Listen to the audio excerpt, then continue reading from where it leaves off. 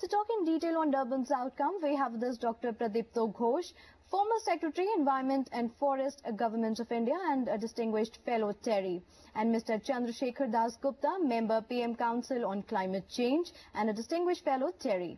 Good evening, Dr. Ghosh, Mr. Dasgupta, and welcome to Power News. Dr. Ghosh, first of all, I'd like to ask you, how do you see the outcome of Durban conference? Well, it's clear that the developed countries, in particular the EU and the US, want to move the climate change regime in a direction in which major developing economies like China and India, that they would like to see them have legally binding commitments to reduce greenhouse gas emissions at levels which would in fact seriously impact their growth, and that is the disturbing part. The outcomes of Durban Climate Change Conference are being projected in wholly different ways by the four principal players, the US, the European Union, developing countries like India and China. How much outcome can be useful for a country like India? The Durban platform document, which emerged from the conference, is crafted with artful ambiguity. You can interpret it any way you choose.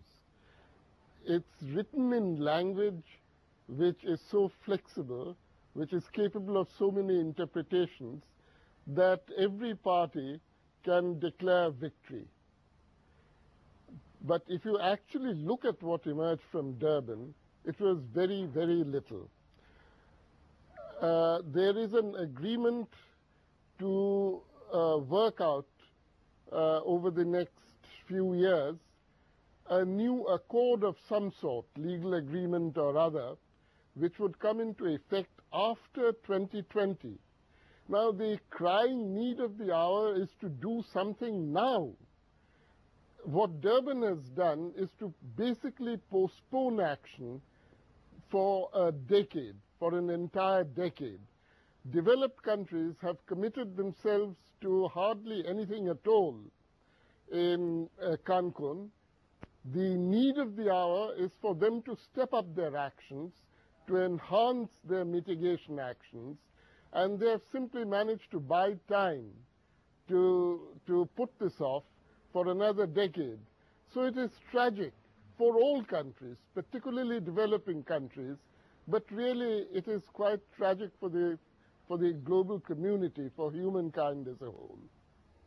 Dr. Ghosh, one major delivery of the conference is to set up a green climate fund to pay for mitigation and adaptation in vulnerable countries. But this fund is without any money, as the industrialized countries say that the recession means that they cannot pay.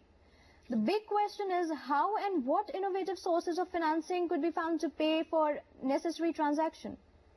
Okay, let me actually respond to this question in several ways.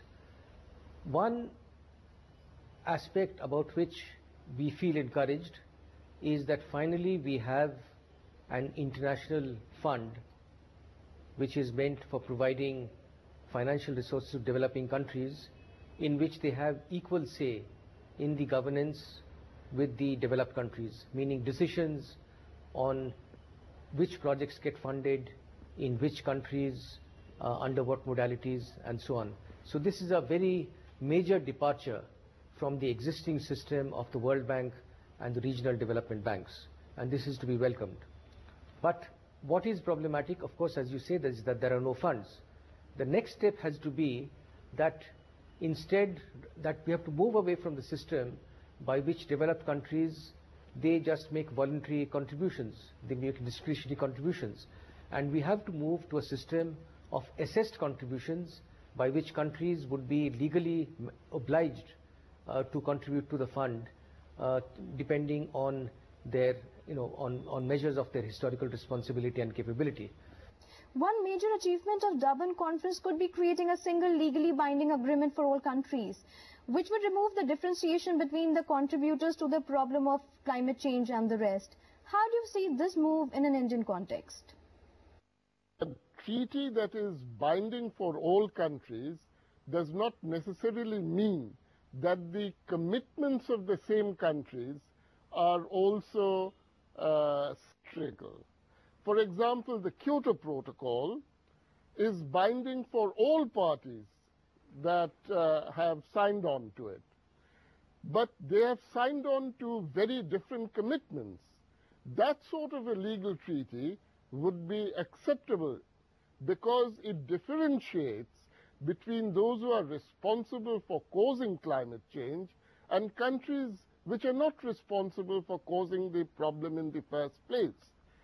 But if, what the developed countries want is an agreement which will shift the burden from their shoulders onto the shoulders of developing countries, which would impose serious obstacles on the path of economic and social development in developing countries, serious obstacles in the path of poverty eradication. Obviously, such an agreement would be unacceptable to India. Dr. Ghosh, would the outcome involve actual GHG limitation or reduction in carbon intensities of national economies? And what would be the basis of identifying countries for different types of actions? Also tell us to what extent would these actions be legally binding and in what manner? If at all, would non-fulfillment be penalized? Well, all of these are issues for negotiations. And the way that the Durban outcome is structured, there is a very, very wide range of possibilities which can emerge from in respect of each of the dimensions that you mentioned. Now, all of these, of course, are issues which India would have to contest very, very strongly. And I think, India should, pay serious attention to these negotiations and, should, ensure that it is able to counter the moves and the claims of the developed countries, because the intention is to force India and China into unequal treaties. That's the problem.